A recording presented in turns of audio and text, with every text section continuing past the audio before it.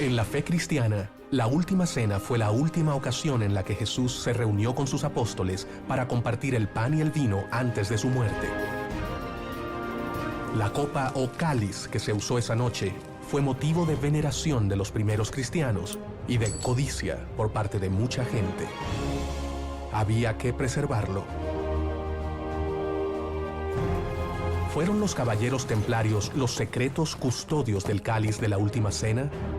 ¿Conocieron y visitaron América antes que Cristóbal Colón la descubriera? ¿Fueron las minas de México y Perú la fuente de su gran riqueza de oro y plata?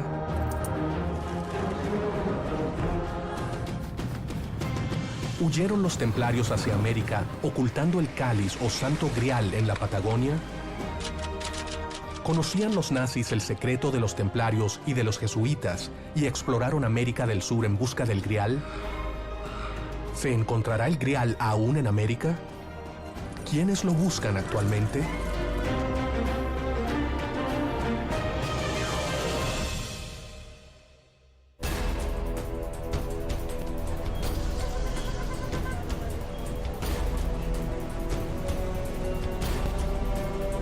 ¿Se encuentra el Santo Grial, la Copa de Cristo, en América? Son muchos los que han buscado por décadas el tesoro de los templarios, el Santo Grial. Los nazis buscaron el Santo Grial en distintos lugares del mundo, entre ellos en América. La campaña de propaganda nazi se alimentó de una serie de elementos de raíz decimonónica que buscaban en la Edad Media el elemento diferenciador de Alemania frente a otros estados europeos.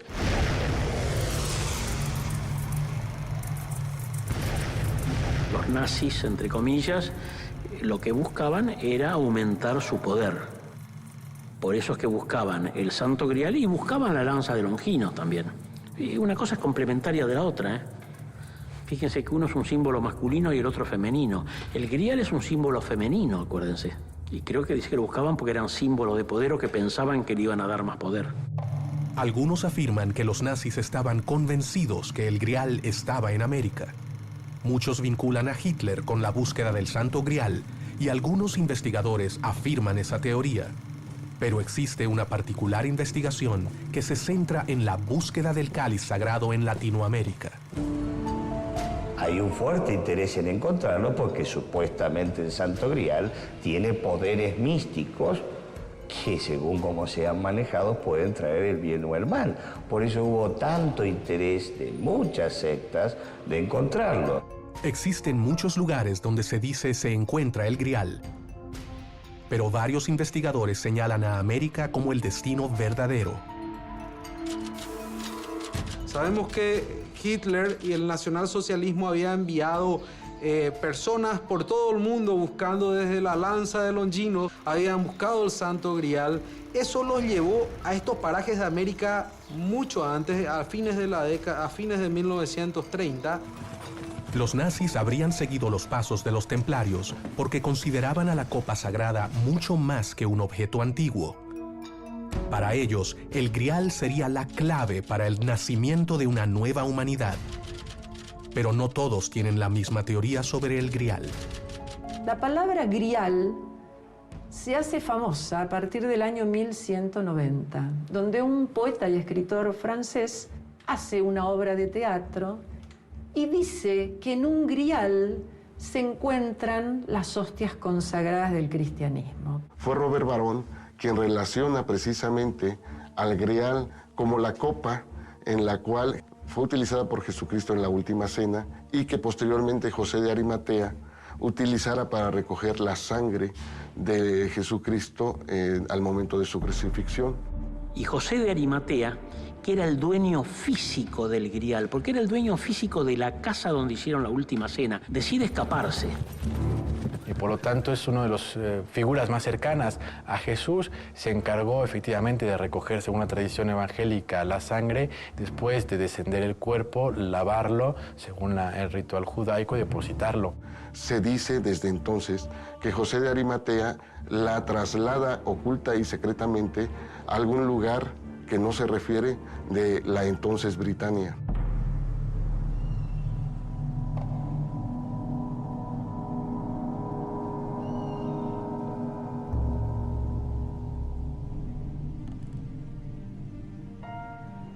hablamos de 4 santos griales, porque a lo largo de toda la historia medieval se habla de distintos santos griales. Incluso hasta hace muy poco la famosa novela de Dan Brown da a conocer un montón de investigaciones que ya eran conocidas en el ambiente. La genialidad de Dan Brown es hacerlo todo de una forma didáctica, comprensible, y darle un entorno de novela para que se conozca todo esto. Pero a lo largo de la historia hubo una serie de confusiones muy importantes. Durante siglos, la historia del cáliz o santo grial ha sido transmitida de generación en generación, alimentando el mito y, sobre todas las cosas, el misterio. Mucho más adelante, unos añitos después, un inglés va a hacer una obra famosa y recién ahí él habla del santo grial. En el relato José de Arimatea y la historia del grial, escrita por Borón, Jesús, ya resucitado, se le aparece a José de Arimatea y le entrega el grial para llevarlo a la isla de Britania y allí construir la primera iglesia cristiana, en Glastonbury. Allí también debería crear una dinastía de guardianes caballeros para mantener el grial a salvo. ¿Fueron los famosos caballeros templarios los sucesores de los primeros guardianes del grial? Los templarios es el nombre con el que genéricamente se conoce a los pobres caballeros de Cristo y del Santo Sepulcro de Jerusalén. Fue una orden militar internacional fundada en 1120, con el objetivo particular de proteger a los peregrinos que realizaban el viaje hasta Tierra Santa. Pero cuando ellos llegan a la ciudad de Jerusalén, el rey Balduino I les dice que les va a dar un lugar en lo que fueron las caballerizas del templo del rey Salomón. Y de ahí es donde adoptan más adelante el nombre de templarios. Templarios porque van a vivir en el templo de Salomón. Los templarios tenían derechos sobre sus conquistas en Tierra Santa y atribuciones para construir fortalezas e iglesias propias, lo que les otorgó gran independencia y poder. En el año de 1118, surge en Europa una orden monástica con el propósito de cuidar los santos lugares, de cuidar las cisternas o los abastecimientos de agua para los peregrinos que acuden a los santos lugares. La finalidad primordial que han tenido siempre los templarios fue siempre y sigue siendo la de custodiar el Santo Grial. Inicialmente la orden se crea a partir de 9 caballeros. Hasta ese momento estos 9 caballeros no estaban constituidos legalmente como orden. Pero, sin embargo, estos 9 caballeros se quedaron hurgando en el templo durante 15 años. Y eso de proteger a los peregrinos no lo hicieron en absoluto. Se dice que la Orden del Temple rápidamente obtiene su fama y poder gracias a todas sus riquezas. Y en un momento determinado, el dinero y las riquezas que llegan a tener los templarios son tan grandes que ellos crean la primera banca que la humanidad va a conocer. Y en consecuencia, a lo que asistimos a partir de la segunda mitad del siglo XI es a un intenso proceso de monetarización de la economía y por lo tanto de la introducción de metales preciosos en la economía europea. De tal manera que en la cuenca mediterránea se inicia un despegue del comercio y por lo tanto el desarrollo del capitalismo mercantil, tal y como lo conoceremos en el siglo XV. Esto fue un descubrimiento asombroso para la humanidad, porque es la primera vez que nadie va a tener que transportar caudales a través de las rutas y los caminos, haciendo que los robos sean imposibles. Con una orden de pago hecha por los templarios, el dinero es como si hubiera pasado desde un banco hacia otro, como lo hacemos actualmente a través de las redes cibernéticas. Por lo tanto, los templarios que poseen dominios en toda Europa occidental, pero cuya zona privilegiada de actuación es precisamente Tierra Santa, se van a convertir efectivamente en intermediarios principalísimos en esas redes de comercio y por lo tanto accederán con cierto privilegio sobre las rutas comerciales y en consecuencia se beneficiarán de la llegada de metales preciosos. En consecuencia y en sentido contrario, estos metales preciosos pueden ser invertidos en sus propios dominios. La Orden del Temple logró obtener un gran poder económico en muy poco tiempo, creando a su alrededor una gran intriga sobre el origen de su riqueza. El investigador Alejandro Vega Osorio sostiene la teoría que la riqueza de los templarios venía de un nuevo continente y esta llegaba a un puerto secreto. El puerto de La Rochelle era un poderoso puerto militar secreto que tenía la Orden Templaria a las orillas del Atlántico sobre Francia. Ese puerto concentraba todas las encomiendas templarias, todos los caminos convergían hacia ese puerto en el cual no entraba nadie. Pero a ese puerto llegaba la plata que venía desde América, plata que salía desde el Paraguay, ya procesada en forma de lingotes, y era embarcada en el puerto de Santa Catarina en Brasil. Y América todavía no había sido descubierta. Se supone que cuando la orden fue cerrada en el año 1307, muchos de los templarios que escaparon a la Horda de la Hoguera tomaron estos barcos. El mito y la leyenda también dice que algunos de esos barcos pudieron haber venido a América. Si los templarios habrían transportado plata de América, significa que ellos podrían haber tenido conocimiento del continente mucho antes que Colón lo descubriera. ¿Pero llegaron siguiendo rutas de viejos conquistadores como los vikingos? Los vikingos llegan a América entre el año de 982 a 986, encabezados por Eric el Rojo.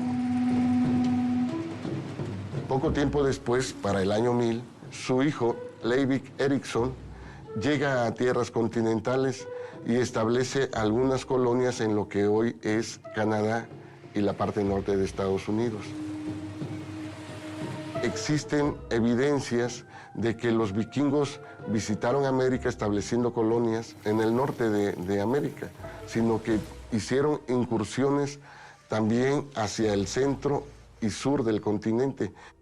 Según el investigador José Lidio Andraca, los vikingos tuvieron una fuerte presencia en todo el continente americano. ¿Pero existe evidencia sobre esto en mapas europeos de la época? Se habla de la existencia de uno conocido como el mapa de Vinlandia.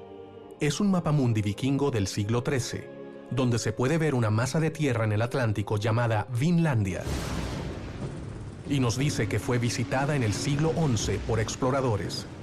Este mapa probaría que Vinlandia no sería otra cosa que la tierra que hoy conocemos como América. Es importante destacar algunas cosas de los vikingos. Primero, que no eran conquistadores. No llegan al Perú, no llegan a América, no llegan a ningún lado como conquistadores, sino que es una migración. Algunos especialistas, como José Riquelme, tienen la teoría que los templarios siguieron los pasos de los vikingos tomando sus mismas rutas hacia el continente americano.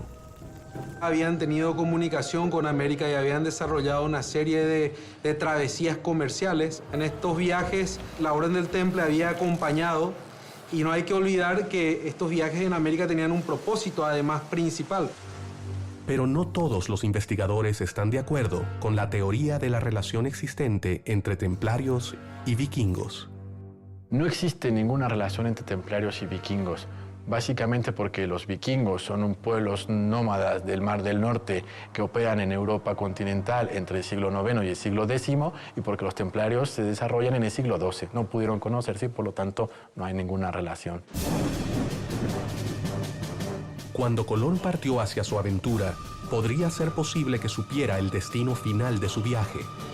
Quizás conocía la posible existencia del Grial en un nuevo mundo que aún no había descubierto. ¿Por qué llevaban sus carabelas cruces templarias dibujadas en las velas?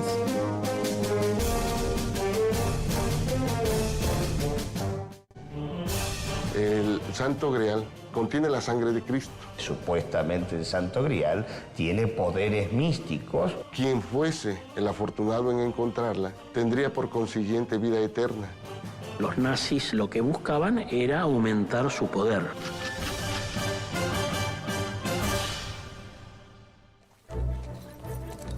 Si los templarios conocían el Nuevo Mundo mucho antes que la llegada de Colón, obviamente este no habría sido el primer conquistador. ¿Es por eso que eran cruces templarias las dibujadas en las velas de los barcos de Cristóbal Colón? ¿Esperaba encontrarse con un reino templario? Cristóbal Colón va a Portugal, se casa con la hija del gran maestre de los Caballeros de Cristo de Portugal, y de esa manera tiene acceso a la biblioteca del gran maestre. En esta biblioteca están los mapas, algunos de ellos se conocen, ¿no es cierto?, en donde figura América. Por eso cuando Colón se le ocurre la idea de descubrir América, él ya sabía dónde iba, estaba muy seguro dónde iba. Lo que sí se ha puesto de manifiesto es que parece ser que fueron los chinos quienes llegaron a América por el Pacífico a mediados del siglo XV, pero tampoco tuvo una mayor significación.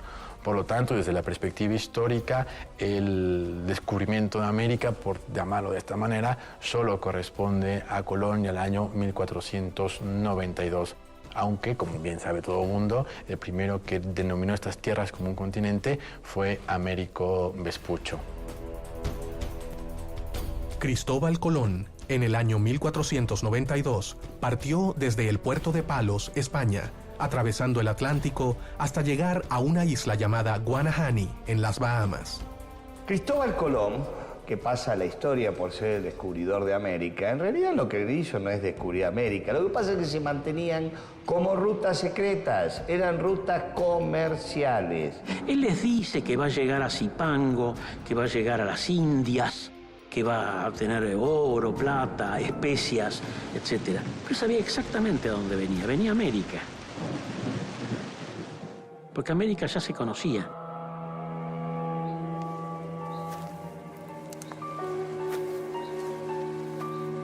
Se dice que Colón se pone bajo la advocación de los templarios y le coloca a las velas de sus carabelas las cruces templarias. Los españoles sabemos que las carabelas vienen con este símbolo que es la cruz patada, que es el emblema de los templarios. ¿Por qué Colón traía velas templarias, blancas y con las cruces rojas?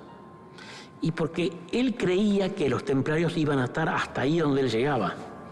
Era una señal de reconocimiento, como para decir, somos amigos.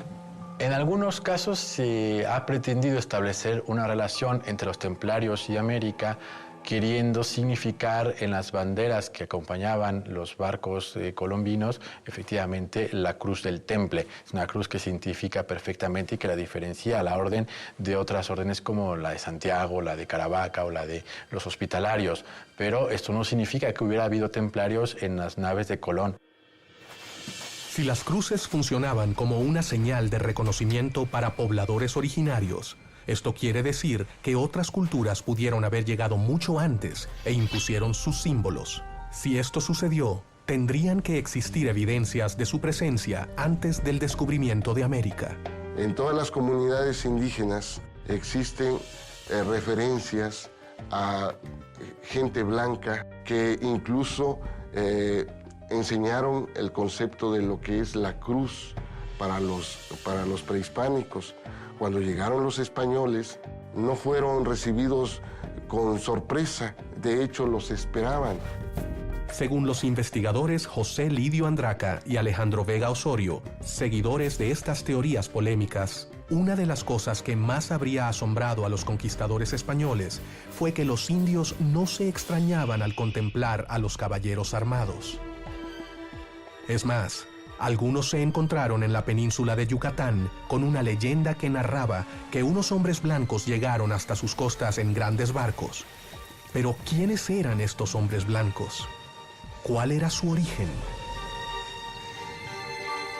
Varios estudios realizados por un grupo de investigadores indican que los vikingos llegaron al continente americano desde Dinamarca en el año 900 después de Cristo. Entre quienes apoyan esta teoría se encuentran los investigadores Fernando Martí y Alejandro Vega Osorio, quienes además afirman que los vikingos desembarcaron primero en el Golfo de México y luego se dirigieron por tierra hacia el sur, a Tiwanaku. Burman llega en el 900 y pico. Él llega al Perú, se establece ahí y comienza el imperio de Tiahuanaco, cuya casta dirigente, su familia dirigente, son vikingos. Es que dura hasta el año 1250, en que es deshecho militarmente por los araucanos. Previa a los templarios, hubo muchas corrientes inmigratorias en América que se expandió hacia el sur. Los templarios pudieron llegar porque existía un imperio vikingo-danés en Tiahuanaco. El impulsor de la teoría sobre la presencia templaria en América fue el oficial nazi y SS francés Jacques-Marie de Maillet.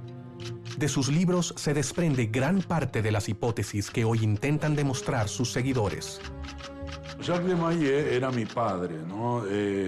Él llegó a Argentina en el 1946, era antropólogo, biólogo, honoris causa en medicina en Canadá, y estudió durante muchos años, más de 30 años, la influencia que tuvieron los hombres blancos en las civilizaciones europeas hasta llegar al hombre blanco en América, digamos. La teoría de Jacques de Maillet se centra en la presencia vikinga y luego templaria en Paraguay, revelando en sus estudios antropológicos el origen de una fuerte cultura mestiza entre los nativos y los hombres blancos europeos. Él va a Paraguay porque, aparte de tener contactos con miembros del gobierno paraguayo, él ya tenía datos de la presencia de vikingos en el Paraguay. Que en esa zona, en un momento, gente del ejército había encontrado un lugar que podía ser parte de un túnel o de una tumba que está metida de una entrada a una montaña, de un cementerio vikingo en esa zona. Sabemos de leyendas, tenemos los mitos que el profesor Vicente Pistilli largamente ha relevado, ha descrito, ha escrito mucho sobre él, ha lanzado libros al respecto que hablan de la mitología guaraní, que es una mitología vikinga en muchos aspectos. Gracias a Dios tuve la suerte de participar en una de estas primeras expediciones donde se estudió el índice cefálico, el índice colorimétrico. Esta presencia nórdica quedó reflejada en su propio gen. Estos nativos son diferentes al resto, son barbudos, características propias de los nórdicos, tienen aspectos o características en las manos, en la coronilla de la cabeza que los hace diferentes a los malasios polinesios. Incluso muchas veces uno va por el interior del país y se encuentra con nativos rubios, barbudos, que uno los mira y dice, pero este es un vikingo en tamaño pequeño, ciertamente. Si se da por descontado la presencia vikinga en América y de que los templarios sembraron pistas en Europa sobre la existencia de americanos, quizás tendrían que existir entonces huellas templarias en América. Según el investigador José Lidio Andraca, existen varias evidencias vikingas y templarias en todo Latinoamérica. Una de las pruebas más importantes es la que se encuentra en Chilapa, municipio de Guerrero, México, conocida como el Pie del Caballero. En la región de la montaña de Guerrero, donde nos encontramos, en Chilapa, encontramos evidencias que los vikingos, para señalizar las rutas que recorrían por el continente americano, imprimían huellas de pie humano sobre rocas. Si estas pruebas fuesen verdaderas, nos revelarían una fuerte presencia templaria y vikinga en América. Lo importante de estas huellas, que están dirigidas todas invariablemente hacia el norte, nos las particulariza Jacques de Maillet en su libro Colón llegó después, denominándolas como señalizaciones de los templarios a su paso por estas tierras, por el continente americano. Estos hallazgos de ruinas y huellas nos revelan que existió una fuerte presencia vikinga y templaria en México. Esto indicaría que la orden tenía mucho interés en este nuevo continente. Pero, ¿qué era lo que buscaban? ¿Era el objetivo final la creación de un nuevo orden mundial? ¿Pudieron haber transportado el Santo Grial desde Britania hasta México para ese fin? ¿O buscaban otra cosa en estas tierras?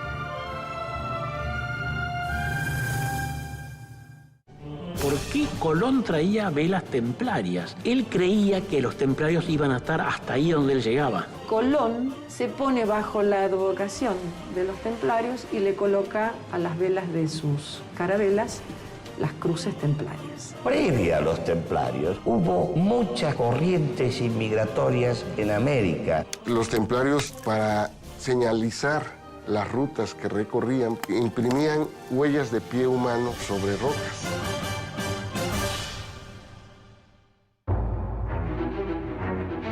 ¿El Grial estaría en estas tierras de América? ¿O las incursiones por estas tierras estarían relacionadas con otro interés de la orden? No existe ninguna referencia hasta la fecha que nos indique que el Grial haya sido trasladado a México por los templarios. Por lo tanto, si el Grial está en América y tenemos que buscarlo, a veces más cerca de lo que pensamos. Aunque hay algunas versiones que sí refieren el traslado del Grial al continente americano, la ubican en Argentina. Se han encontrado elementos que indicarían el claro poder económico que tenían los templarios y que revelaría un importante secreto relacionado con un mineral sustraído de este continente, la plata. Muchos investigadores aseguran que los templarios buscaban en América este mineral muy valioso para Europa. La exploración de oro es algo de mucho tiempo, no solamente ha sido un resultado de la presencia vikinga y templaria que era conocida. El misterio estriba en dónde sacaban la plata, en dónde extraían la plata, que acuñaban y hacían circular en Europa. La Orden del Temple en América había hecho el acuñamiento de plata y usaban estos caminos, el Peavirú, que era el camino que utilizaban los vikingos para trasladar la plata y el oro desde las minas de Bolivia hacia el Atlántico.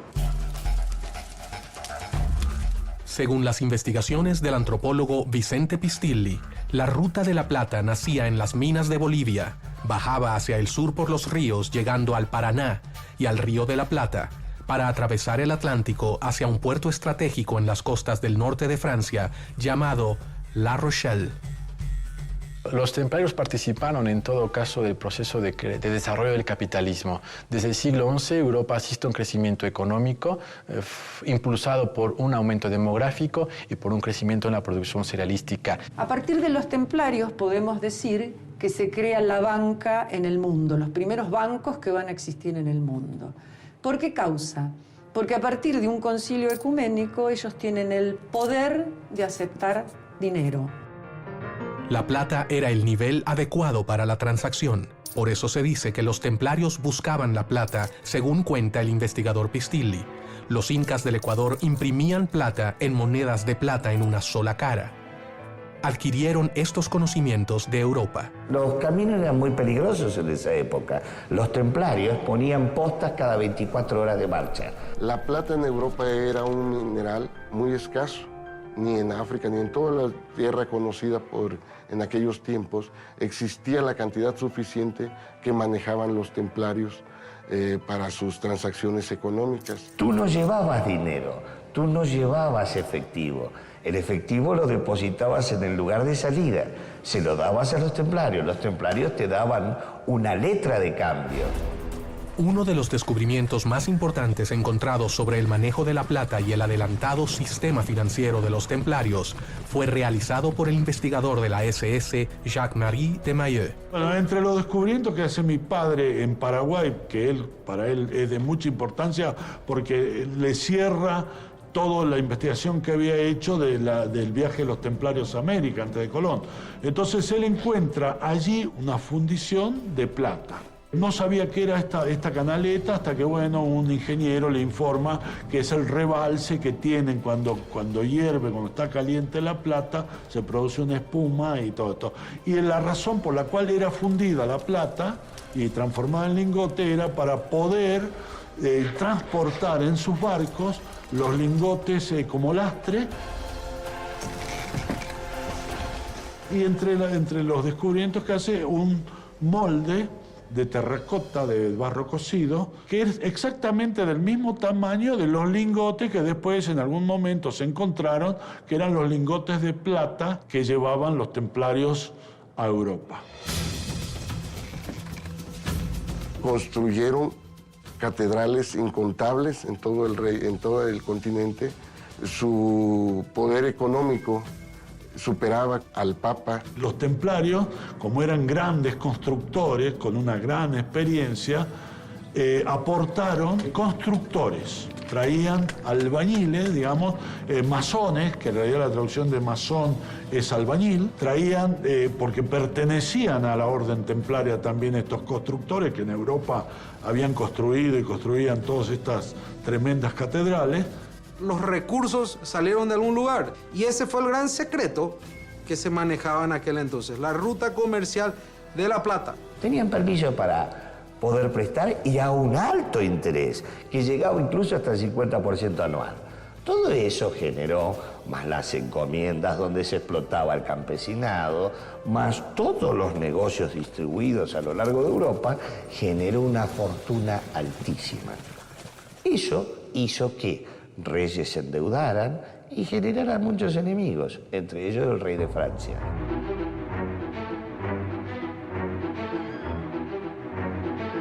Al haber alcanzado un gran poderío, logran que las distintas órdenes religiosas que existían empiecen a mirarlos con malos ojos. También el poder político en Francia de ese tiempo empieza a rivalizar con ellos por cuanto han creado una especie de Estado dentro del Estado. Todo esto va generando entonces una especie de ataque, tanto por un lado la misma Iglesia como por otro lado el rey de Francia, para que en definitiva se clausure esta orden. Los templarios habrían conocido América y posiblemente explotaron sus riquezas. Sin embargo, su poder e influencia comenzó a disminuir. Con la negativa de Jacques de Molay, el destino de la orden quedó sellado. El rey Felipe IV de Francia, él lo que desea es que todo ese oro, toda esa riqueza y todo el poder de la banca que manejan los templarios sea exclusivamente francesa. Hizo un pacto con el Papa que él mismo sostenía y de la noche a la mañana se produjo la noche triste, el viernes 13 de octubre de 1307, donde los templarios son apresados.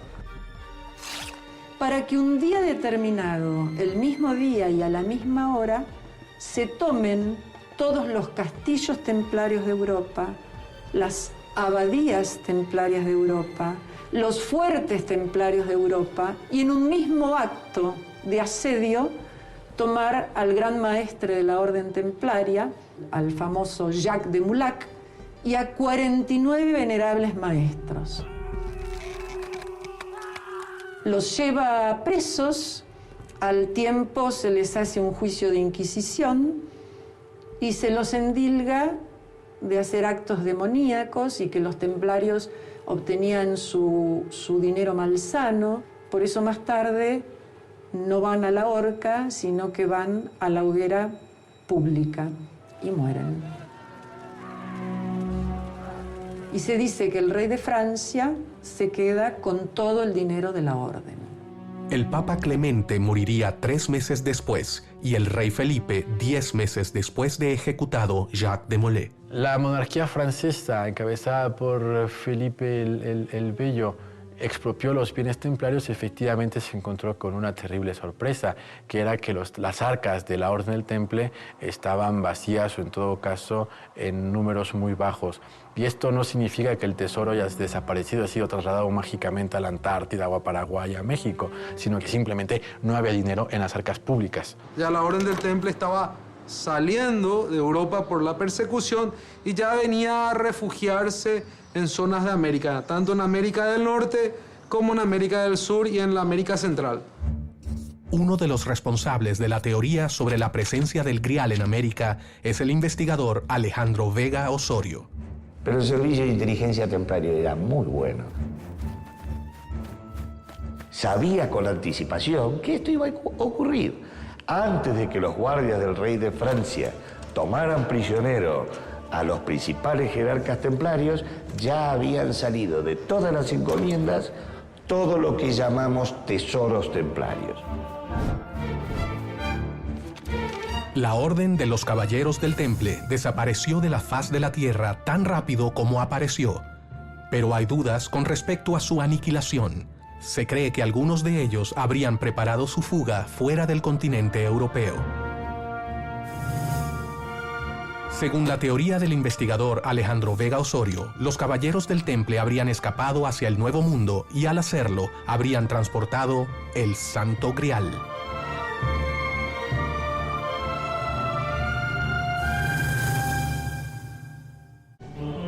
La presencia templaria en México fue con el único fin de extraer la plata y el mercurio. Que a partir de un concilio ecuménico ellos tienen el poder de aceptar dinero. Tenían permiso para poder prestar y a un alto interés. Generó una fortuna altísima. El rey Felipe IV de Francia lo que desea es que toda esa riqueza y todo el poder de la banca que manejan los templarios sea exclusivamente francesa. Hizo un pacto con el Papa, que él mismo sostenía, donde los templarios son apresados.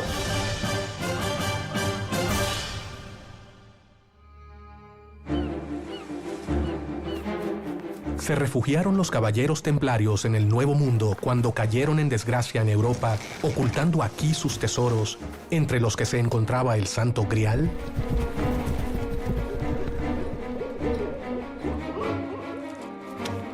Dados los objetivos de la orden y la rápida propagación en el continente, algunos investigadores, como Sergio Roa, especulan sobre la teoría que los jesuitas podrían ser los herederos de los caballeros de la Orden del Temple. La relación existente entre jesuita y templario puede verse y encontrarse en distintos puntos. Por un lado, se trata de órdenes que, estando dentro de la Iglesia, reconocidas por esta, tienen una serie de atribuciones especiales.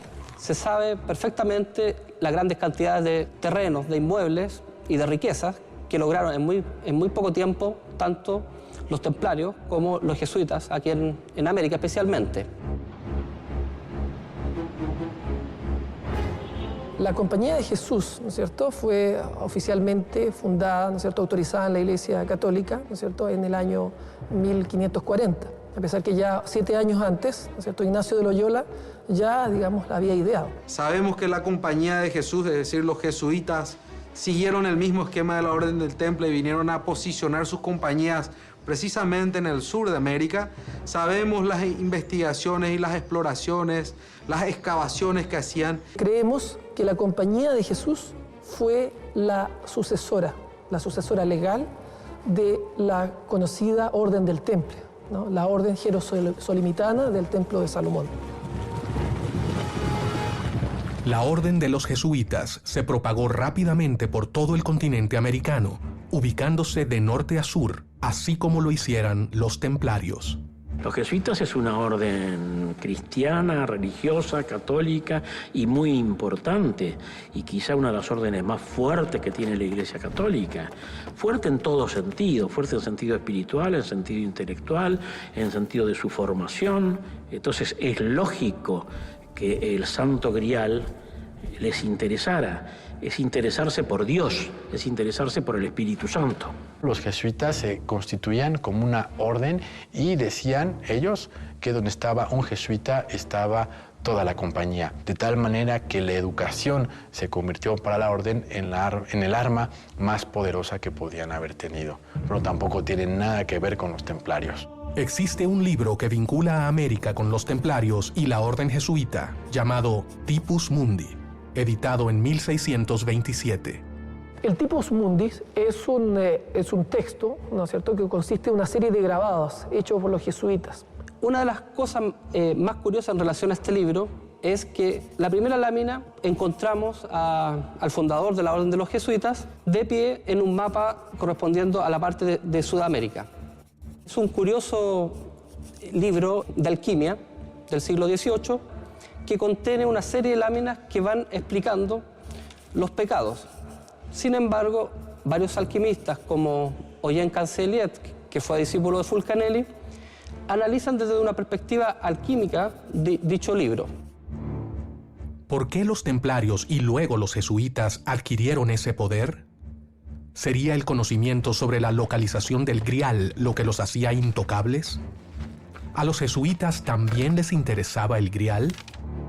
En esta búsqueda, los jesuitas llegaron al sur de Argentina y el sur de Chile a través de la búsqueda de la mítica ciudad de los Césares.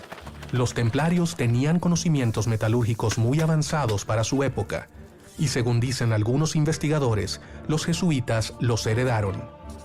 Una supuesta prueba de ese poder metalúrgico de los jesuitas es la manipulación de un supuesto meteorito, el VEAS 01, encontrado en Chile.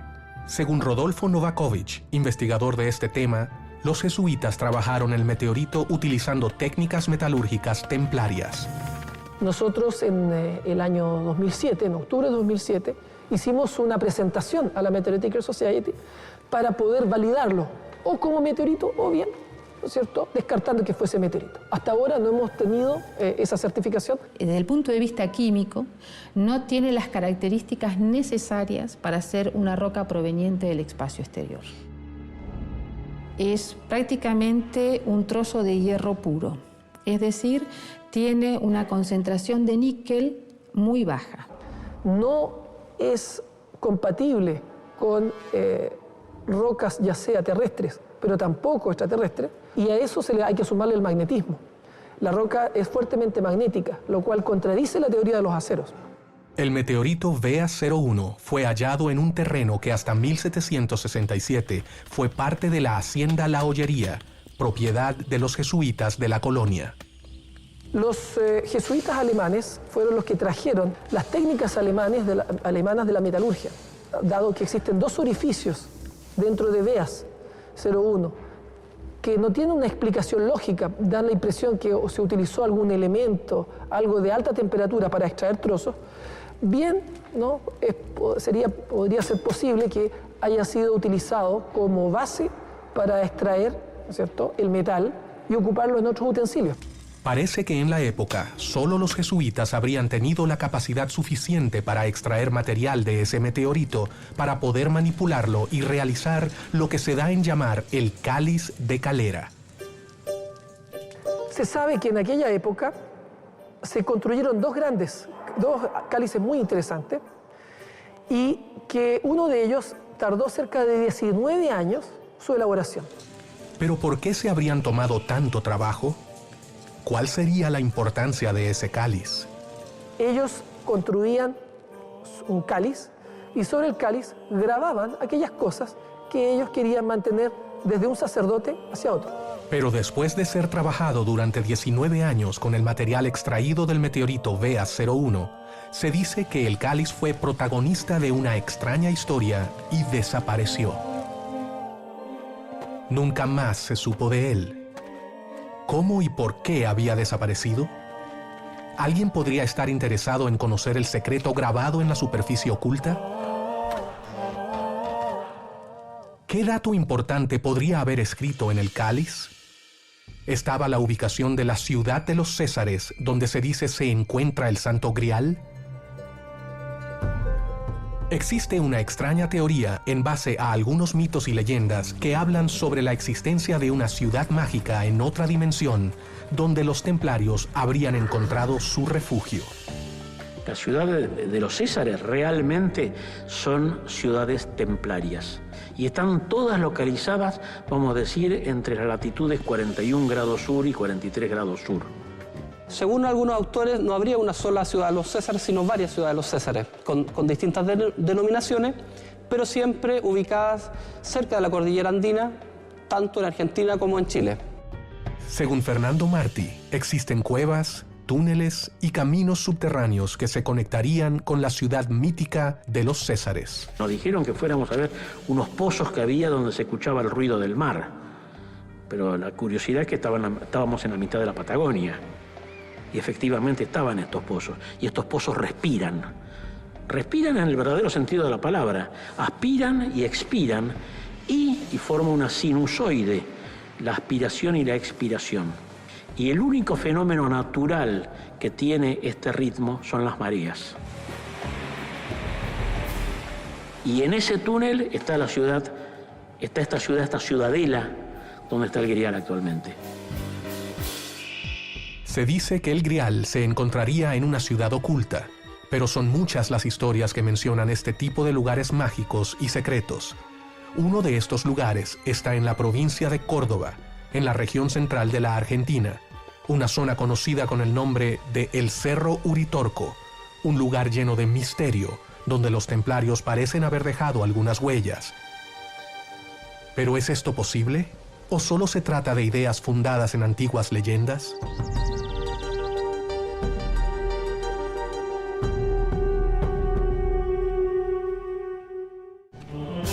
Los jesuitas es una orden cristiana, religiosa, católica y muy importante. Es lógico que el Santo Grial les interesara. Usando esa capacidad tecnológica que tenían, construían un cáliz y sobre el cáliz grababan aquellas cosas que ellos querían mantener desde un sacerdote hacia otro. En circunstancias misteriosas, una noche desapareció.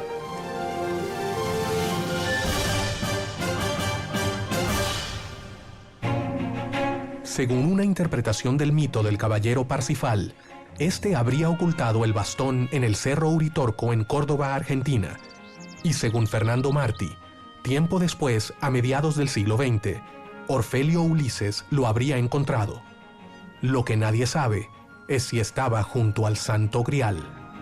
Lo que damos en llamar el bastón de mando, o se da en llamar el bastón de mando, fue descubierto por un señor que aparentemente era de etnia indígena, que se llamaba Orfelio Ulises Herrera. Este hombre había estado en el Tíbet, en una especie de retiro que se había ido, y allá le habían dicho en el Tíbet en dónde iba a encontrar acá el bastón de mando. Él se vino, cruzó, bajó por la cordillera, llegó hasta Córdoba, tomó la indicación, llegó al Cerro Uritorco y subió por la toma hasta el lugar que le habían indicado. Ahí empezó a sacar piedras con las manos y de repente tocó algo. Sáquese algo y era el bastón de mando.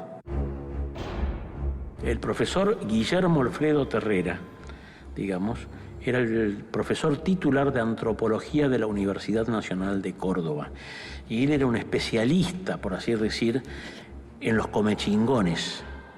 Era especialista en los comechingones y especialista en el Uritorco. Al mismo tiempo fue el que nos inició en todo este tema y nos aconsejó, él ya estaba un poco más viejito ya, y nos aconsejó de que fuéramos al sur a buscar el Grial.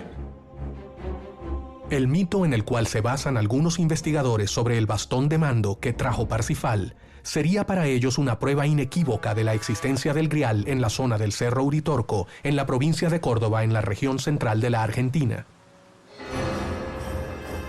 Los nazis buscaban algo más, además del Grial.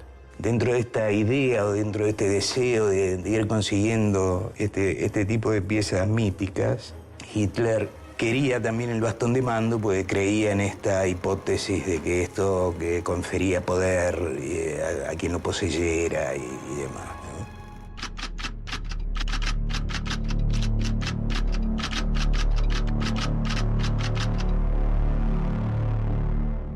Existe la presunción en algunos círculos que los nazis conocían el secreto de los templarios y de los jesuitas y exploraron América en busca del Santo Grial.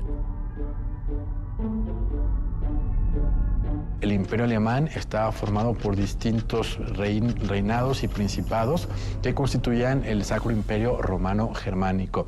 De tal manera que la constitución del Estado moderno alemán tuvo que hacerse buscando elementos y señas de identidad comunes a todos estos principados. De tal manera que efectivamente Hitler lanzará una campaña para buscar tesoros medievales. Se ha escrito mucho, se ha hablado mucho y ha habido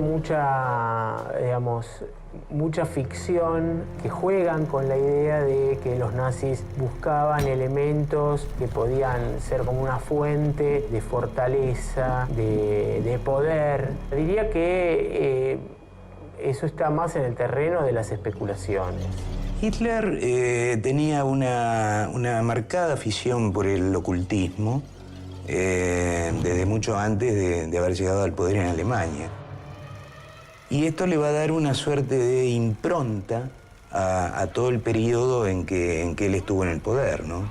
Donde estas logias, estas sociedades secretas y demás compartían parte de ese poder.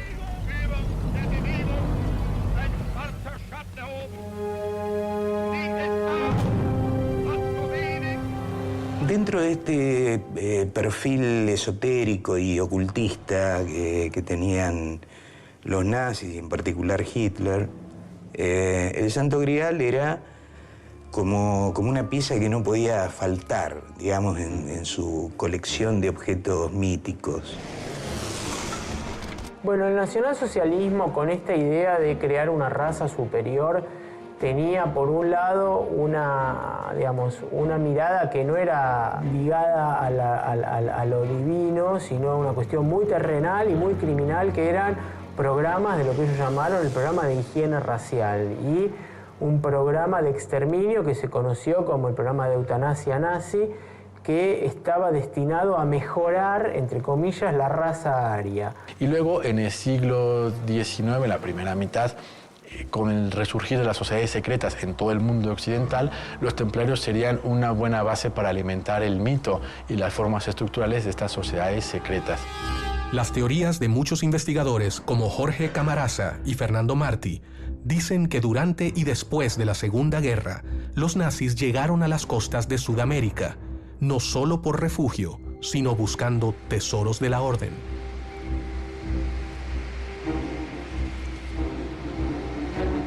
Después de la Segunda Guerra se produce una suerte de éxodo de criminales de guerra y de nazis en general, aunque no hubieran sido criminales de guerra, sobre todo a América Latina. Sabemos que Hitler y el nacionalsocialismo habían enviado personas por todo el mundo buscando desde la lanza de Longinos con la que se había clavado a Cristo, habían buscado el Arca de la Alianza, habían buscado el Santo Grial. Eso los llevó a estos parajes de América mucho antes, a fines de 1930. El señor Heinrich Himmler, que era el jefe de las SS, sabía que el Grial estaba en la Patagonia. Además, lo que sí nos consta es que lo han buscado. Lo han buscado como lo han buscado al jefe de este partido, que era el señor Adolfo Hitler. Lo han buscado en la Patagonia. Hay muchas versiones. En el año 45, 46, 47 se corrieron muchísimas versiones de que hubiese venido acá. Algunos nazis conocían algo de esta hipótesis de los templarios en América. Hay un caso paradigmático, yo diría, que es el de un antropólogo, Jacques de Maillet. Él viene a Buenos Aires y él es quien trabaja mucho sobre la hipótesis de vikingos, sobre todo, en América del Sur, y también de templarios. Ellos creen en la idea de un destino, y ese destino está ofrecido a quienes sean los mejores, los más aptos. Esta idea del darwinismo social, que es una interpretación bastante antojadiza, digamos, de la teoría de la evolución. ¿Pero realmente buscaban encontrar esta relación entre supuestas razas blancas o había algo más? Algunos investigadores que apoyan la teoría del Grial en América dicen que los nazis solo querían hallar el tesoro templario en estas tierras.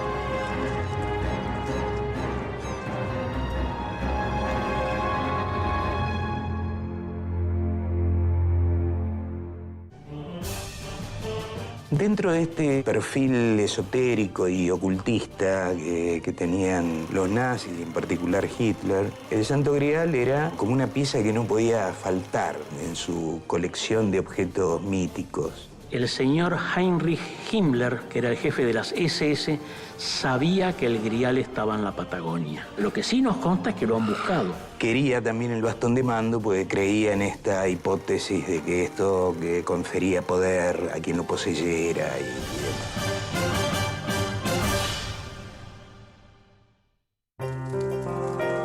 La historia del caballero Parsifal está ligada al Grial y al bastón de mando desde los orígenes de esta supuesta leyenda.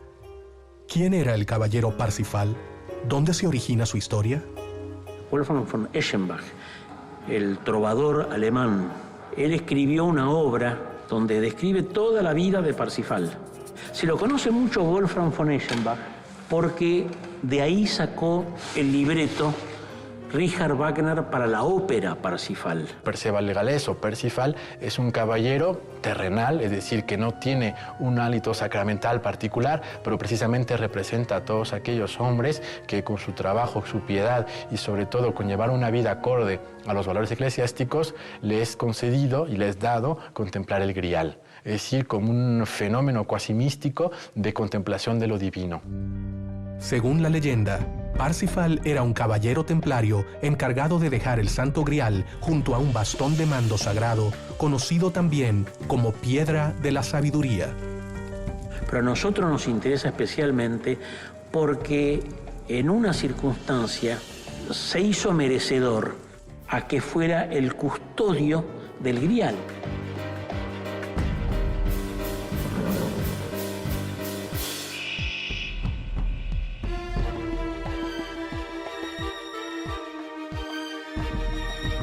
No sabemos si Parsifal es una persona o son varias personas que tienen el mismo nombre, o es un cargo, que es el encargado del castillo del Grial, porque lo encontramos en el año 700 y después lo vamos a encontrar en el año 1300 también. Entonces, 600 años hay poca gente que viva.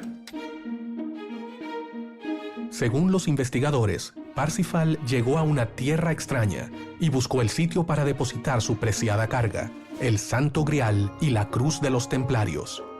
Su misión consistía en dejar estos elementos junto a una piedra llamada Bastón de Mando, en las cercanías del sagrado Cerro Uritorco, en la provincia de Córdoba, en la región central de la Argentina.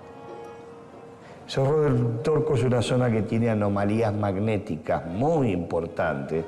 Las brújulas dan vuelta en falso en la zona y es conocido desde tiempo inmemorial como un centro religioso. En ese lugar se habría depositado el lápiz exilis y de ahí se origina la historia de Orfeo Ulises y de Guillermo Terrera, su discípulo, quien recibe ese bastón de mando.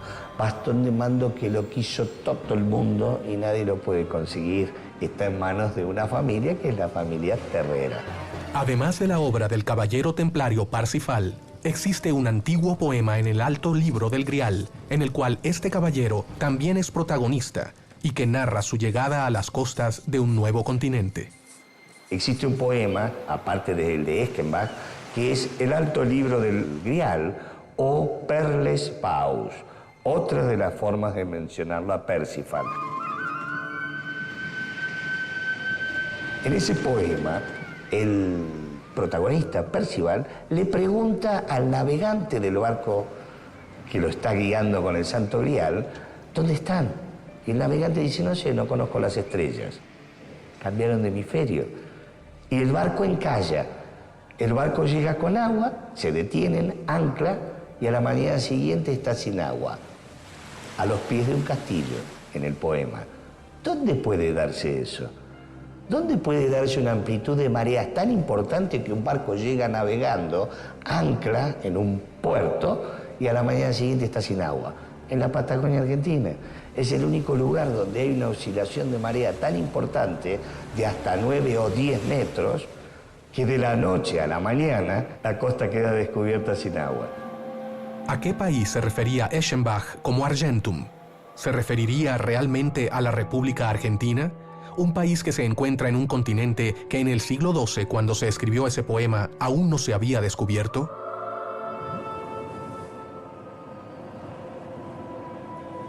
Parte del tesoro templario está en la Patagonia, precisamente en las cercanías de Telsen y bajo la meseta de Somucurá. El Grial y el bastón de mando, ocultos según los escritos por Parsifal, fueron intensamente buscados por los nazis. Entre las hipótesis que manejaban los nazis en este afán por recolectar distintas cosas, pensaban o llegaron a pensar en la posibilidad de que los templarios hubieran podido traer el Santo Grial a América del Sur. Es indiscutible la presencia nazi en América y en Paraguay y en todo lo que ha sido el Brasil, Argentina, Bolivia y Uruguay. Pero no solamente los nazis del fin de lo que fue el Tercer Reich, estamos hablando del 43-45. El señor Heinrich Himmler que era el jefe de las SS, sabía que el Grial estaba en la Patagonia. Por eso hubo tanto interés de Alemania nazi en la zona.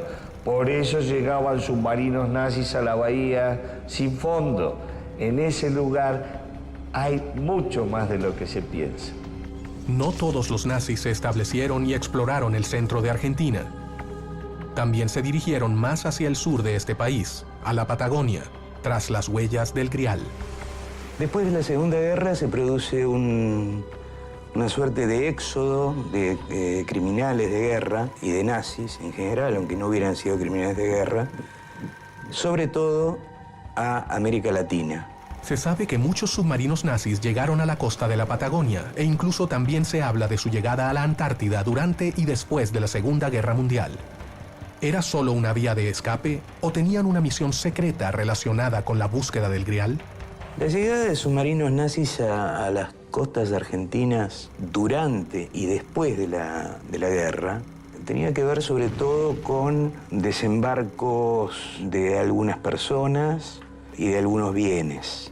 Estas tripulaciones deciden venir a América del Sur, en particular a Argentina, donde sabían que iban a ser bien recibidos, ¿no? Porque esto ya había pasado con los tripulantes del Graf Spee en 1939.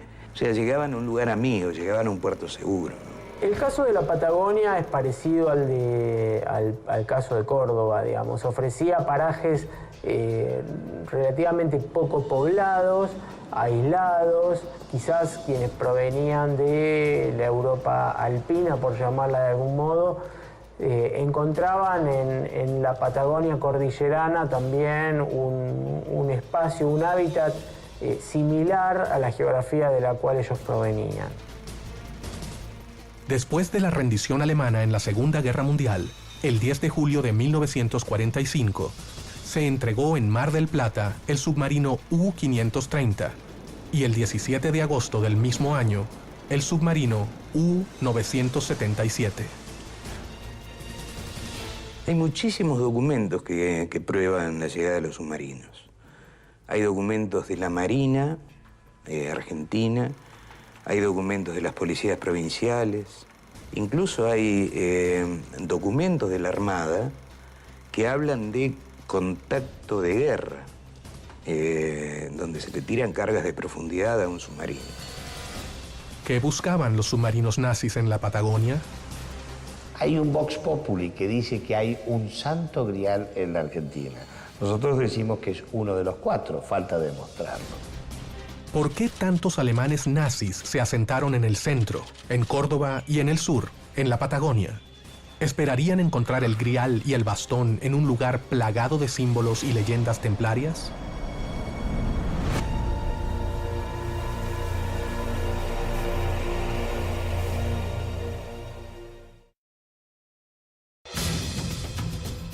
Cerro del Torco es una zona que tiene anomalías magnéticas. En ese lugar se habría depositado el lápiz exilis.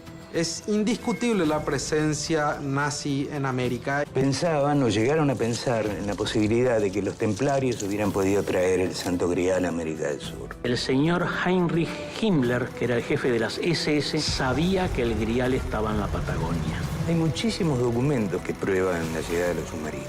Hay un Vox Populi que dice que hay un santo grial en la Argentina.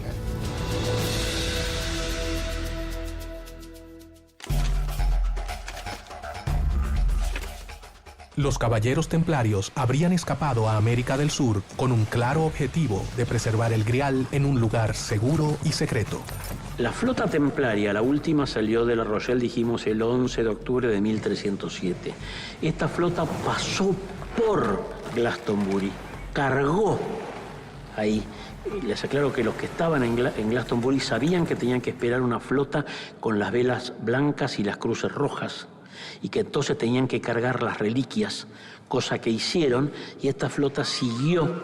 La trayectoria exacta es al sur, pegado a la costa de África hasta las islas de Cabo Verde, y ahí la corriente misma, que es la famosa corriente de Colón, digamos, los cruza hasta frente a Venezuela, y de ahí por la corriente cálida del Brasil bajan hasta la boca del Río de la Plata. De ahí de la boca del Río de la Plata hasta el Golfo San Matías que fue el destino final, digamos, es muy difícil. Según el investigador Flugerto Martí, la flota templaria cargó en Gran Bretaña el Santo Grial y el primer destino a lo que llegó fue un puerto llamado El Fuerte, en el Golfo de San Matías, al sur de Argentina. El Fuerte es un lugar donde está ubicado en Río Negro, que está cerca de la playa, es una meseta, es una isla prácticamente, que forma una especie de meseta, donde se dice que fue el primer enclave templario que hubo en la zona. En el año más o menos 1840 vino a nuestras tierras un geógrafo francés llamado Juan Antonio Víctor Martin de Moussy y fue contratado para que hiciera un atlas, un mapa, digamos, de toda la Confederación Argentina. Este atlas consta de 30 planches. En 3 de ellos, en 3 de estos mapas, figura el Golfo San Matías y figura con la señal que se le ponía a los fuertes una leyenda que dice antiguo fuerte abandonado o ex fuerte abandonado. En francés, ancien fort abandonné.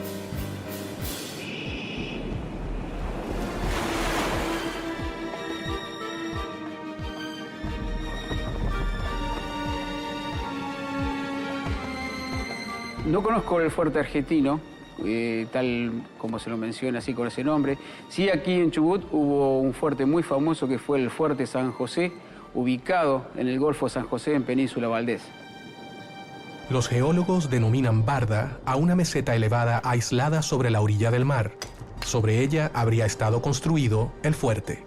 La barda, como le dicen en el sur, a la meseta en sí, donde está el fuerte, es natural, no es construida. El fuerte lo han construido arriba de eso. En cambio, el muelle ese sí parece haber sido construido, porque en uno de los costados, que es el que no le pega al mar fuerte, o no le pegaba el mar fuerte, porque ahora está en tierra, se ha subido toda la tierra, digamos, tiene todo como una especie de unos cilindros, digamos, tipo ladrillos, de un material extraño. Es como una arena consolidada, todos ordenaditos puestos. Por eso parece haber sido hecho. Si los templarios habrían desembarcado en ese sector de la Patagonia, es probable que hayan dejado más huellas como las que parecieron haber dejado en México y en Paraguay. Dadas las supuestas pruebas recogidas anteriormente, ¿continuarán esas huellas en esos lugares? Dejaron como obra, ¿no? Las cruces, los respiraderos que hay respiraderos hechos, fabricados, que tienen relación con la subida y bajada de las mareas. Estamos hablando ya dentro del territorio, ¿no? En la costa, ¿no? Digamos, ya bastante dentro del territorio hay evidencia de que hay ríos, porque el aire que sopla desde estos agujeros, estos respiraderos, está relacionado con las mareas.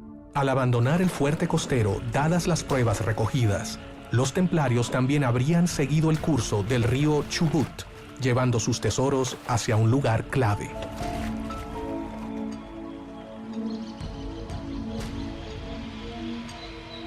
Pero también existen otras importantes evidencias encontradas en la misma zona. Hay un cementerio galés, tendrá unas 50 tumbas más o menos, muy antiguas, pero hay una tumba, una tumba que es más antigua que todas. Es una reliquia. Las tumbas que podemos ver en el cementerio galés de Trelew son a los primeros pobladores galeses que han llegado acá en la zona, ¿no? Y una tumba muy importante que tiene una característica muy especial, que es una S en símbolo de serpiente y que está entrelazada y que principalmente es un mantra de un trabajo alquímico. Para estos investigadores, estos restos arqueológicos hallados confirmarían fehacientemente la presencia templaria en la Patagonia argentina. ¿Habrán dejado oculto aquí el Santo Grial? Y hemos podido averiguar fidedignamente qué es ese símbolo. Porque ese símbolo, ¿sabes dónde se encuentra? En las iglesias templarias del sur de Francia. El símbolo se llama el crismón. Es un símbolo de Cristo, pero que utilizaba severos templarios. ¿Los pueblos galeses habrían buscado su tierra prometida en este rincón del mundo? ¿No sería casual que lo hicieran en lugares donde los templarios se habrían establecido siglos antes? Quizás ellos también seguían el camino del Grial. Los estudiosos aseguran que los colonos galeses se preguntaban ¿cómo habían hecho los templarios para atravesar de forma tan rápida la Patagonia? La respuesta a esta pregunta, según Alejandro Vega Osorio, estaría debajo del suelo. Debajo de la meseta patagónica, a más de 200 kilómetros de la costa del Atlántico, aparecen agujeros en la roca, de donde sale aire y se aspira aire. Hay una curva de 36 horas donde cambia de aspirar con mucha fuerza a exhalar aire. Y el aire que exhala, lo exhala a 5 grados de temperatura, con una humedad relativa del 85%, igual al agua del Atlántico. Según el investigador, existiría lo que él denomina agujeros que respiran, extraños túneles conectados a una supuesta corriente de aire subterránea. Y ese cambio entre la exhalación y la aspiración corresponde con la subida y la bajada de la marea del Atlántico y del Pacífico. Estos túneles no son conocidos, pero sí se sabía que existían en los ambientes esotéricos. Ya desde el tiempo antiguo existía algo que se llamaba bahía sin fondo. ¿Pero qué es lo que indicarían estos respiraderos? Respiraderos, lo que hay normalmente a veces es en los pequeños mallines de agua, donde se acumula agua, el agua brota como volcancitos de arena. Nosotros los geólogos lo conocemos como pequeños volcanes de arena, que son pequeñas burbujas que salen, que vienen arrastradas por el agua. Para algunos investigadores, esto indicaría la existencia de un inmenso río subterráneo debajo de la meseta patagónica que conectaría con los supuestos sitios templarios. Pero para los especialistas, esto parece ser imposible, dadas las condiciones geológicas de la región. La meseta de Somuncurá es una gran meseta de origen volcánico, de edad terciaria, o sea que tiene prácticamente unos 10 millones de años. Y ese plató volcánico se ubica en la zona norte de Chubut y sur de Río Negro y abarca varios miles de kilómetros cuadrados. Y es que hay un canal subterráneo que une el Atlántico con el Pacífico. Ahí, justamente entre las latitudes 41 y 43, que cruza desde el Atlántico hasta el Pacífico y viceversa, digamos, ¿no? Las aguas subterráneas no se unen de un océano a otro. Las aguas subterráneas a veces terminan internamente en cuencas endorreicas y algunas sí drenan hacia el mar y vemos como lloraderos en los bordes de la costa, pero no van de un mar al otro. Hay algunos investigadores que dicen que los misteriosos pozos ubicados a lo largo de la meseta de Somuncurá son la clave para encontrar el lugar donde descansa el tesoro templario. Y estos pozos respiran en el verdadero sentido de la palabra. Aspiran y expiran y forma una sinusoide, la aspiración y la expiración. Y el único fenómeno natural que tiene este ritmo son las mareas. Y cuando le tomamos la temperatura y la humedad, en el Servicio de Hidrografía Naval de Buenos Aires nos dijeron, eso está en contacto con el mar.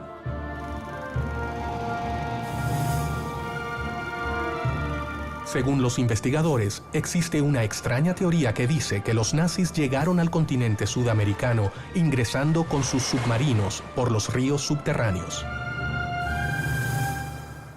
Existe agua subterránea, que es diferente. Digamos, el recurso de agua subterránea es algo común. Ahora, existe un gran mito con respecto a los ríos subterráneos. Los ríos subterráneos que normalmente vemos en televisión, como por ejemplo las películas de ciencia ficción, donde se muestran, o los mismos libros de Julio Verne, hablan de mundos subterráneos. En Patagonia y en diferentes partes del mundo, esos ríos tal cual están en nuestra imaginación popular no existen. Los investigadores Martí y Osorio avalan la existencia de un escondite secreto, donde allí se encuentra el mayor tesoro templario, el Santo Grial.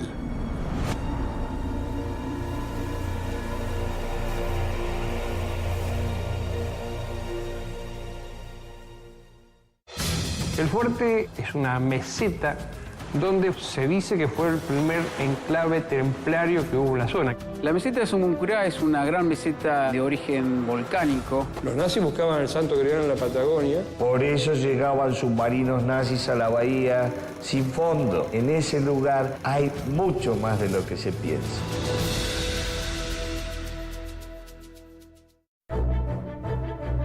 ¿Hacia dónde conduce la pista del río subterráneo en la Patagonia? ¿Cuáles son las pistas para llegar al Santo Grial? ¿Realmente existe este lugar? En la provincia argentina de Chubut se encuentra una pequeña localidad llamada Telsen. ¿Es esta región la última morada del Santo Grial? Telsen es un valle que está en el Chubut, donde viene la palabra el lugar de los ancestros. Y el que fundó ese lugar se llama John Morley, muy parecido a las iniciales de Jacques de Molay, que fue el maestre templario. La ciudad de Telsen es conocida por los denominados glifos, formas y dibujos formados por una cadena de grandes piedras.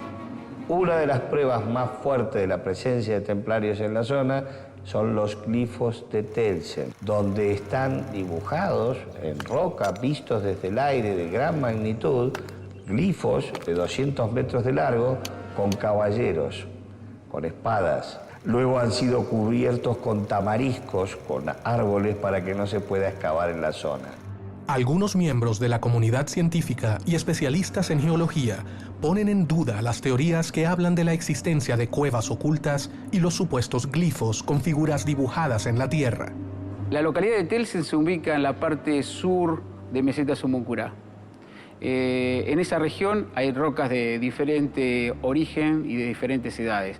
Hay rocas de edades jurásicas, muy antiguas, hasta rocas terciarias de unos 8 o 9 millones de años. Y hay rocas tanto de origen volcánico como de origen sedimentario. Los científicos siguen sin tener pruebas fehacientes sobre estos dibujos llamados glifos en la Patagonia.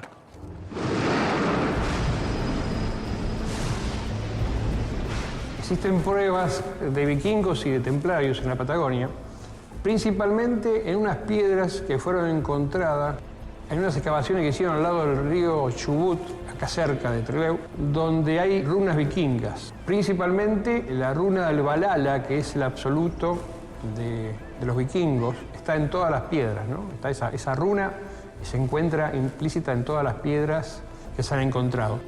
Telsen es señalada por muchos investigadores como el destino final del tesoro de la Orden Templaria, donde también se dice que se encuentra la ciudad de los Césares, y donde los ríos subterráneos llegan hasta allí.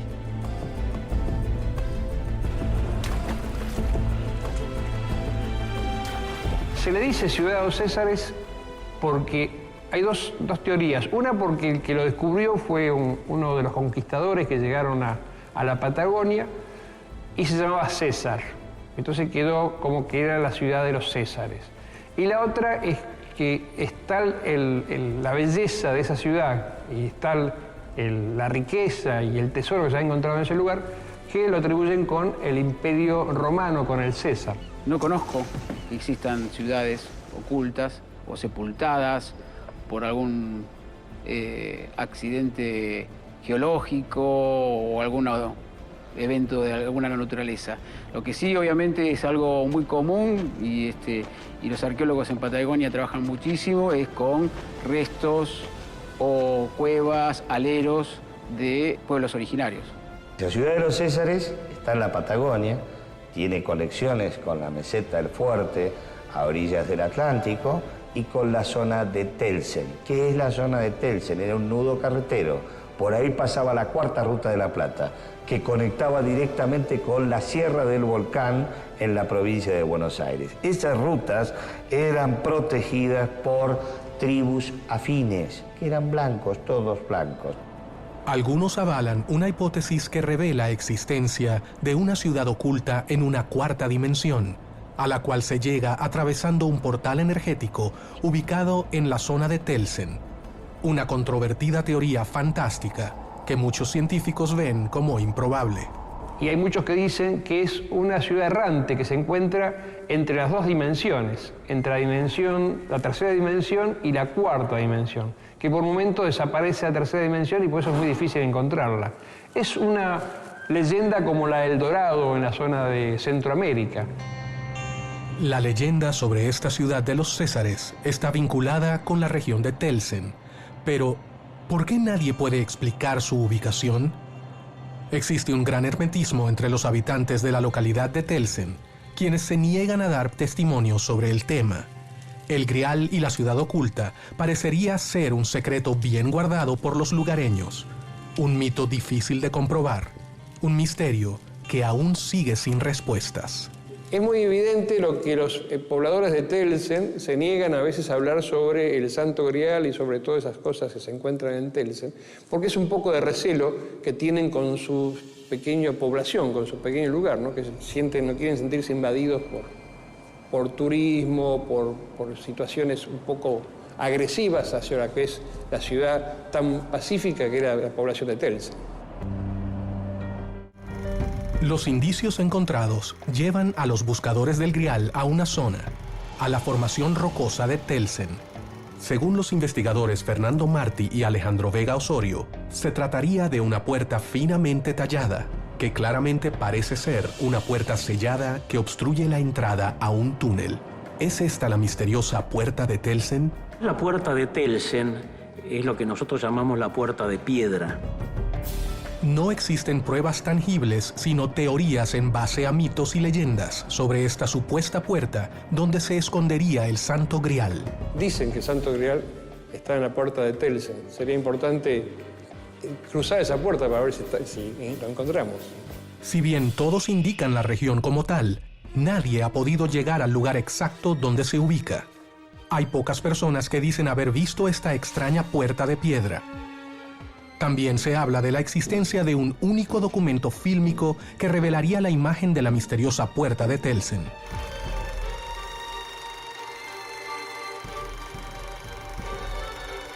La puerta en sí es una cueva que ha sido sellada. Dentro de esa puerta se supone, y esto es especulativo, hay material templario.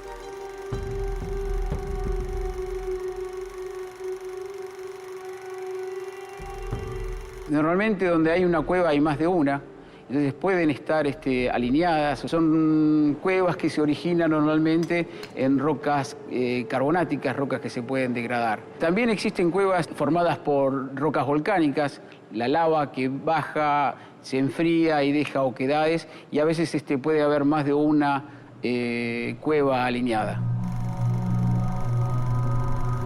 Aparentemente sería como una puerta de roca o de piedra, pero que está cerrada, que está en un macizo montañoso, en un macizo pétreo montañoso, y que da toda la sensación de ser una puerta cerrada desde adentro. Detrás de la puerta del Telsen se cree que está el Santo Grial. Es el Santo Grial que parece tener el poder de ocultarse para no ser revelado. Nadie puede decir con exactitud el lugar donde se encuentra la puerta. Uno puede observar, y hay mención de una puerta en la localidad de Telsen. Las imágenes que yo he visto no me indican de que existiera una puerta, sino más bien parece exactamente una morfología de la roca volcánica muy similar a una puerta, pero solo es el aspecto de puerta. Estamos hablando siempre de rocas volcánicas. Las imágenes en este video son supuestamente las únicas pruebas actuales de la existencia de la puerta de Telsen, la morada del Santo Grial. ¿Son estas pruebas que pueden ofrecer un claro indicio de que el Santo Grial estaría en Telsen, en la Patagonia argentina? ¿Es realmente posible que la puerta de Telsen sea su última morada? Supuestamente la historia dice que los templarios siguen existiendo, ya no vestidos con túnicas blancas, obviamente, que el personal se va renovando, que viene desde Europa, en fin, todas leyendas que se van distorsionando cada vez más.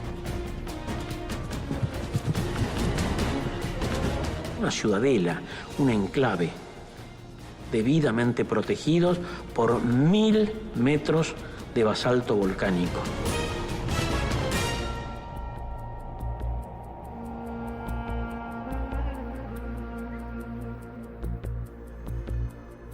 La Patagonia Argentina esconde un último secreto sobre el Grial, un enigma que espera ser revelado.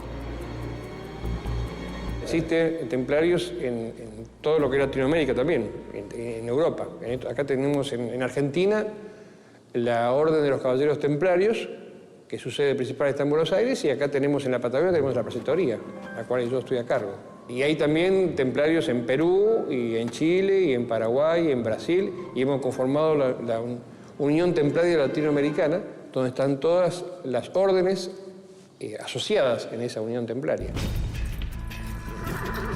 En la actualidad no existen templarios como tal. La orden fue disuelta en 1212 por el Papa Clemente V, de tal suerte que todos los grupos que posteriormente se llaman o se hacen llamar templarios no tienen absolutamente nada que ver con la orden original, aunque ellos puedan retomar una simbología, unos valores o unos ritos propios de los templarios.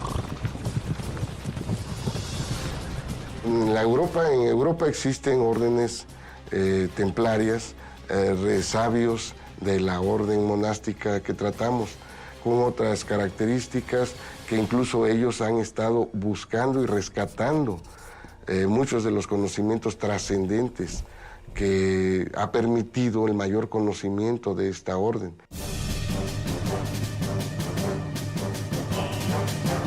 El Grial sabe cuidarse. Tata Dios es muy inteligente y supo ponerlo donde no lo iban a encontrar ni lo iban a destruir. Porque puede haber gente mala que quiera destruirlo. Todas las pistas recogidas por estos investigadores apuntan al continente americano como el supuesto destino del Grial. Dudo mucho que el Grial haya sido trasladado a América, aunque existen algunas referencias que nos indican que el Grial fue trasladado a la Argentina. Se cree que el Grial llegó a la Patagonia junto con todas las reliquias que salieron del puerto de La Rochelle. Personalmente yo no creo en ese tipo de leyendas. Sí hay que ser respetuoso con la tradición. Sí creo que es importante rescatar la cultura de los pueblos.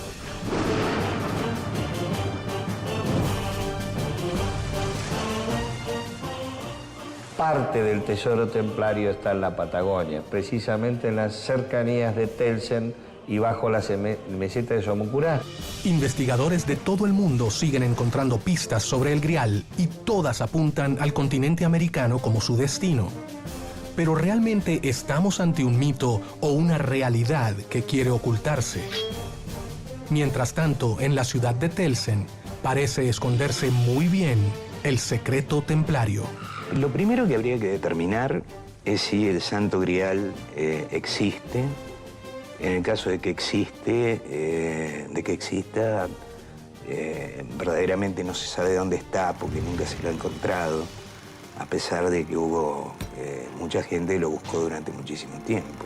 En último caso, la copa que pudo haber servido a Jesús en la última cena se perdió a lo largo de la historia y hoy en día hay 3 o 4 santuarios en Europa que reivindican para sí la posesión del auténtico Grial. Si hay 4 significa que ninguno es verdadero. 3 días antes de ser capturada la orden, salieron con todo el tesoro de los templarios y dentro de ese tesoro estaría el Santo Grial, el Arca de la Alianza y la lanza de Longinius. El Grial no pudo haber llegado a ningún lado porque es una figura literaria y por lo tanto no existió. Y en todo caso, la copa en la que tuvo lugar la última cena se pudo haber perdido a lo largo de la historia. Nos preguntamos si José de Arimatea pudo haber llevado el Santo Grial a Escocia y desde Escocia haberlo llevado ¿a dónde? Y lo afirmo, de que el Santo Grial actualmente está debajo de la meseta de Somuncurá. No estoy dando muchas precisiones. Y está custodiado actualmente por los templarios.